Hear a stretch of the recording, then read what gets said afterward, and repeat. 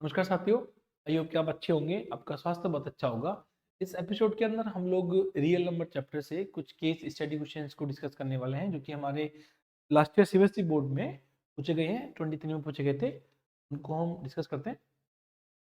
Question number 1 हमारे पास में है, फरवरी 14 को एक इंटरनेशनल बुक गिविंग डे के रूप में सेलिब्रेट कराया जाता है। इंटरनेशनल बुक गिविंग डे के रूप में सेलिब्रेट करते हैं। इंडिया में भी इस डे को आजकल इस रूप में हम सेलिब्रेट करने लगे हैं, जैसा इसमें लिखा हुआ है। और इसमें ये दर्शाया है कि कुछ लोगों ने एक लाइब्रेरी को कुछ बुक्स गिफ्ट करी हैं, और जो बुक्स गिफ्ट करी हैं उनकी काउंटिंग हमें दे रखी है कि जो हिस्ट्री की बुक्स हैं वो 96 गिफ्ट करी गई हैं, जो साइंस की बुक्स हैं वो 240 बुक्स गिफ्ट करी गई हैं, और जो मैथमेटिक्स की बुक्स हैं वो 336 बुक्स को गिफ्ट करा गया है।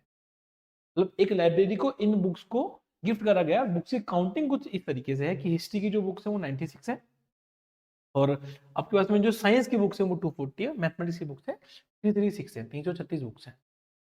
आपके पास में कुछ कंडीशंस गिवन है। These books have to be arranged in minimum number of stacks. हम इन बुक्स को बंडल्स में या स्टैक्स में हम इनको अरेंज करने वाले हैं, और उनके नंबर कम से कम आने चाहिए। मींस कम से कम नंबर हो आपके पास में, जो स्टैक्स के जो नंबर आप इन बुक्स को जो अरेंज करने वाले हैं वो कम से कम नंबर हो।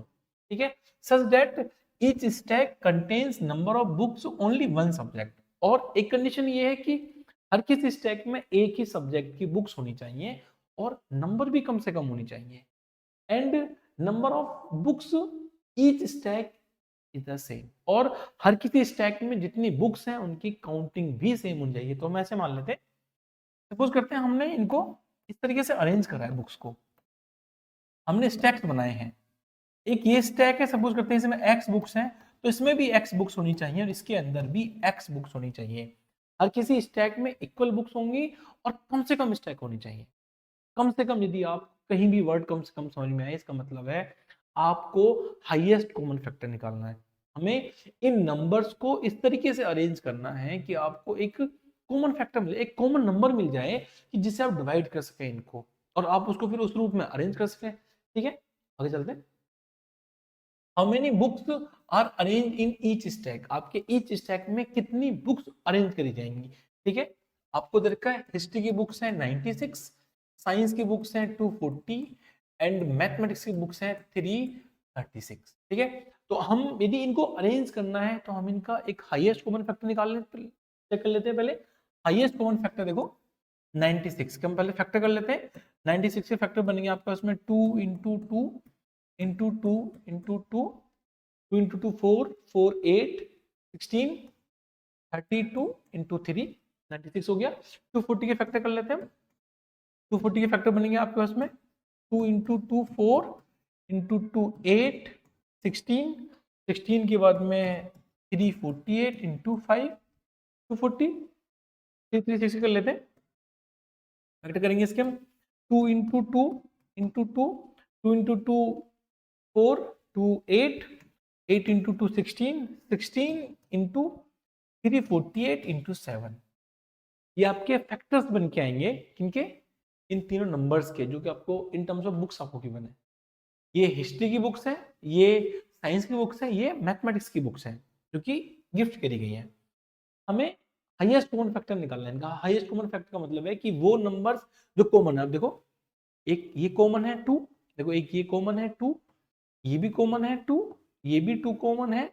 यहाँ से आप देखेंगे ये 3 कॉमन है, 3 कॉमन है। इसका मतलब है जो हाईएस्ट कॉमन फैक्टर है, जो एचसीएफ बनेगा, वो 2 into two into two into two into 3, 2 power 4 into 3 power 1। इसका मतलब है 16 इंटू 3 मीन्स 48। जो कॉमन फैक्टर है 48 है, 48 है।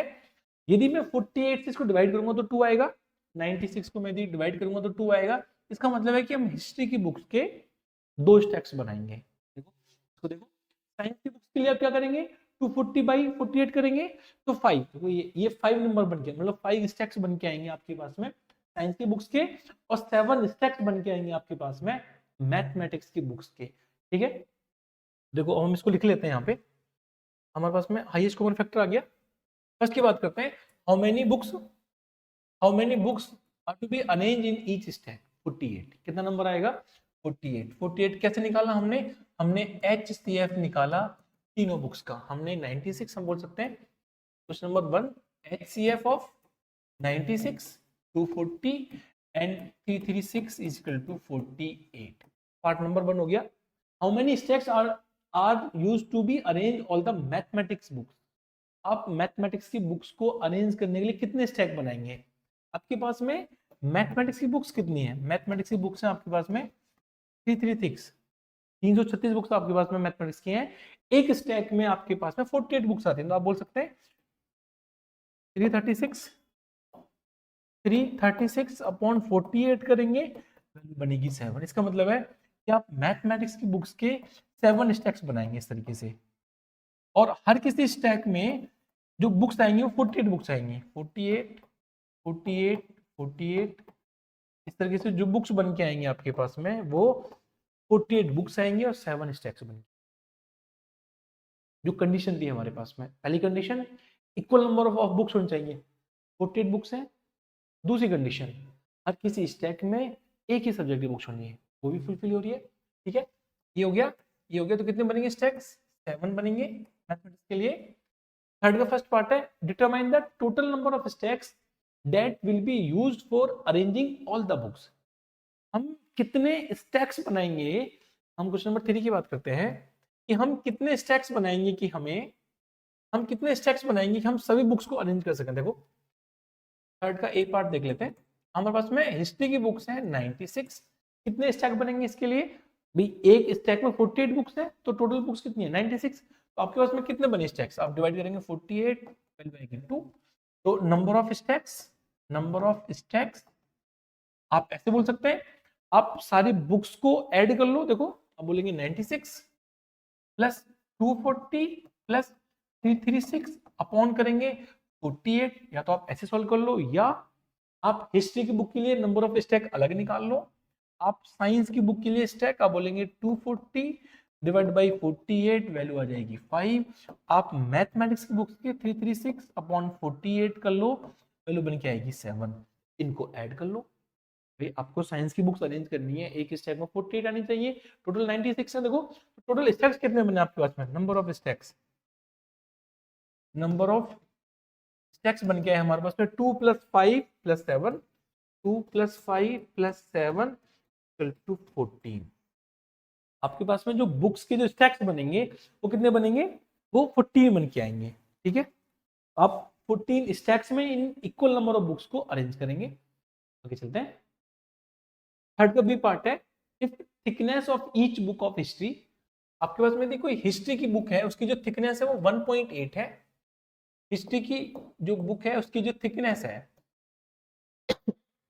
वो 1.8 सेंटीमीटर है। साइंस की बुक है उसकी जो थिकनेस है वो 2.2 है। साइंस की बुक की थिकनेस 2.2 सेंटीमीटर है, और मैथमेटिक्स की जो बुक की जो थिकनेस है वो 2.5 है, 2.5 सेंटीमीटर है। ठीक है, तो आपसे पूछेगा then find the height of each stack of history, science and mathematics. के पास में स्टैक्स हैं, एक हिस्ट्री का स्टैक है, एक साइंस का स्टैक है, एक मैथमेटिक्स का स्टैक है। बुक्स कितनी है? हर स्टैक में इक्वल बुक्स है। काउंटिंग कितनी है? 48 48 48। इसमें 48 बुक्स हैं, हिस्ट्री की बुक्स 48 है, इसके अंदर 48 बुक्स हैं साइंस की, इसके अंदर 48 बुक्स हैं मैथमेटिक्स। आपके पास में आपको केवल काउंटिंग इक्वल करनी थी, आपको हाइट इक्वल नहीं करनी थी। लेकिन अब आपसे पूछा गया कि यदि एक हिस्ट्री की बुक की जो हाइट है वो 1.8 सेंटीमीटर है, तो इसकी हाइट कितनी होगी? तो हम बोल सकते हैं height of history book stack,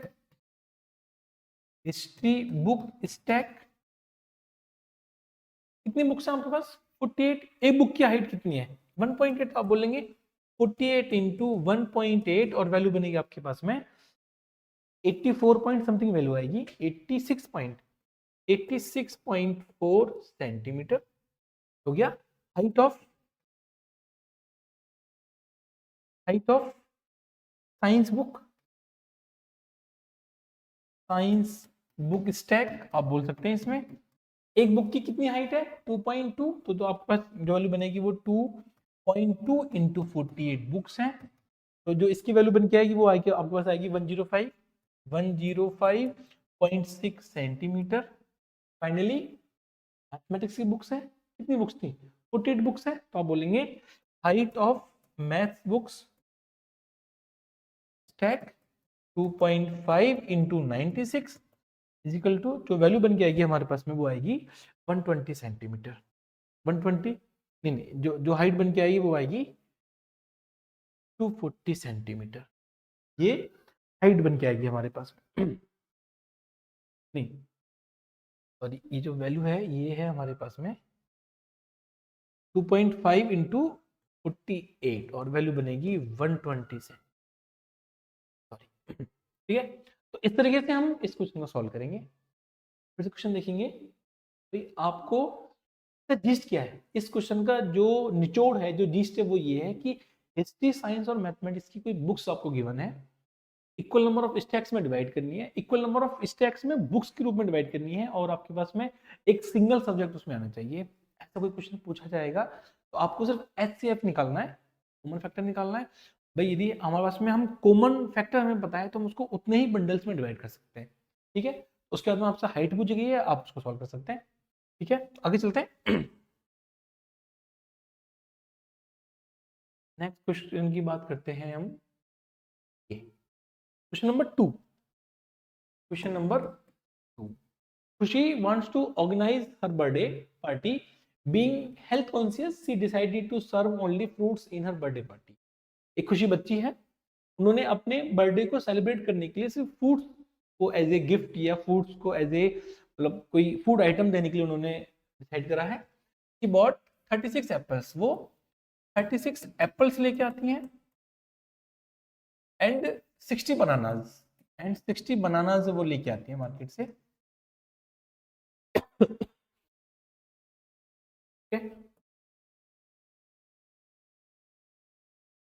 and decided to distribute fruits equally among all. Equally among all का मतलब है कि आपको यदि इन नंबर्स को इक्वली डिवाइड करना है तो आपको एक कॉमन फैक्टर निकालना पड़ेगा। कॉमन फैक्टर निकालने का मतलब आपको ऐसे, ठीक है। आगे चलते हैं, पढ़ते हैं क्या क्या पूछा गया हमसे। हमसे पूछा गया है हाउ मेनी गेस्ट खुशी can invite at most. At most means highest guest कितने वो बुला सकती हैं। उनमें उनके पास में दो फ्रूट्स हैं, खुशी के पास में दो फ्रूट्स हैं, 36 एप्पल्स हैं एंड 60 बनानाज हैं, 60 बनानाज है। अब उनको ये इक्वली डिवाइड करने, इक्वली डिवाइड करने और हाईएस्ट डिवाइड करने, इसका मतलब आपको ऐसे निकालना, हाईएस्ट कॉमन फैक्टर निकालना पड़ेगा आपको इसके लिए। यदि हम HCF निकालना चाहें 60 एंड 36 का तो वैल्यू आएगी 12।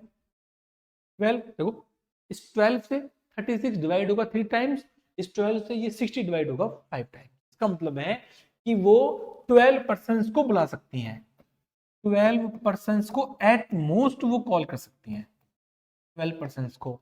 और हर पर्सन को क्या क्या फ्रूट देंगी वो देखो, हर किसी पर्सन को वो यहाँ पे 3 एप्पल्स वो देंगे, 3 एप्पल्स एंड और क्या देंगे यहाँ से 5 बनानाज, 5 बनानाज वो खाने के लिए देंगे, ठीक है। तो देंगी कितने पर्सन बुला सकते हैं वो, 12 पर्सन को वो कॉल कर सकते हैं, ठीक है। फर्स्ट हो गया। सेकंड आते हैं how many apples and bananas will each guest get. देखो सेकंड क्वेश्चन, ईच गेस्ट कितने मिलेंगे, एक एक गेस्ट को 3 एप्पल्स मिलेंगे और 5 बनानाज मिलेंगे। तो आप बोलेंगे आपके पास में HCF 12 है तो आप बोल सकते हैं number of bananas, number of bananas equal to, आप बोल सकते हैं 60/12 5 and then number of apples, कितने एप्पल्स आपको मिलेंगे, आप बोलेंगे 36/12 इक्वल टू 3। ये काउंटिंग है आपके पास में, 5 बनानाज मिलेंगे, 5 बनानाज एंड 3 एप्पल्स मिलेंगे। ये आइटम्स हर किसी गेस्ट को मिलेंगे, ठीक है। ये हो गया, एटमोस्ट 12 कॉल्स कर सकते हैं, उनको 5 बनाना मिलेंगे और 3 एप्पल। आगे चलते हैं, इफ खुशी डिसाइडेड, आगे चलते हैं, इफ खुशी डिसाइडेड टू ऐड 42 मैंगोज। अब उन्होंने ये और सोचा कि चलो 42 मैंगोज और ऐड कर लेते हैं। 42 मैंगोज देखो, पहले से क्या थे, बनाना थे 60, एप्पल आपके पास में थे 36। अब उन्होंने सोचा कि 42 मैंगोज और ऐड कर लेते हैं। 42 मैंगोज, हाउ मेनी गेस्ट खुशी कैन इनवाइट एट मोस्ट। तो मतलब है कि आपने जैसे पहले 60 और 36 का एचसीएफ निकाला, ऐसे ही आपको अब इन तीनों को मिला के 42 का भी एचसीएफ निकालना पड़ेगा। तो हम बोलेंगे थर्ड का ए पार्ट आपके पास में HCF 36, 42 एंड 60, ये वैल्यू बन के आएगी आपके पास में 6। इन तीनों नंबर्स का हाईएस्ट कॉमन फैक्टर कितना है, 6 है। तो वो एट मोस्ट 6 पर्सन को इनवाइट कर सकती हैं यदि वो 42 मैंगोज को भी ऐड कर देती हैं अपनी उस लिस्ट के। थर्ड का बी पार्ट कर लेते हैं। थर्ड का बी पार्ट है हमारे पास में, if the cost of 1 dozen of banana is 60 rupees. यदि आपके पास में 1 दर्जन बनाना की मतलब मीन्स 12 बनाना की जो कॉस्ट है आपके पास में वो 60 रुपीज है, इसका मतलब कि 1 बनाना की कॉस्ट कितनी हो जाएगी, आप बोलेंगे 60/12 विच इज 5 रुपीज। एक बनाना की कॉस्ट 5 रुपीज है। Cost of 1 Apple is 15 rupees. एक एप्पल की कॉस्ट आपके पास में 15 रुपीज है और एक मैंगो की कॉस्ट आपके पास में 20 रुपीज है। एक मैंगो की कॉस्ट आपके पास में 20 रुपीज है। आपसे पूछा गया तो find the total amount spend on 60 bananas, 36 apples and 42 mangoes. यदि वो फाइनली तीनों को परचेज करने के लिए मतलब परचेज करना चाहते हैं तो तीनों में कितनी कॉस्ट आएगी उनके लिए। तो हम बोल सकते हैं कि टोटल 60 आपके पास में, टोटल 60 आपके पास में देखो 60 बनानास है तो बोलेंगे 60। एक बनाना की कितनी कॉस्ट है, एक बनाना की कॉस्ट 5 रुपीज है तो 60 × 5 प्लस 36 एप्पल्स तो 36 इंटू एक एप्पल की cost 15 rupees, 15 plus 20 42 mangoes into 20। देखो this is 300 plus this is 540 plus this is 840 rupees है। देखो 5 3 and 5 8 and 16 16 and 80 1680 1680 रुपए की टोटल कॉस्ट आएगी यदि वो 60 बनानास, 36 एप्पल्स और 42 मैंगोज को परचेज करते हैं। ठीक है, तो इस तरीके से हमारे लास्ट ईयर बोर्ड में ये 2 क्वेश्चन पूछे गए थे, केस स्टडी क्वेश्चंस। और इन जनरल आप देखेंगे तो आपको एचसीएफ निकालना था। एचसीएफ निकालने के बाद में आपको बंडल्स में चेंज करने थे या आपको डिस्ट्रीब्यूशन करना था। ठीक है, तो आई होप आपको समझ में आए होंगे। Thank you so much.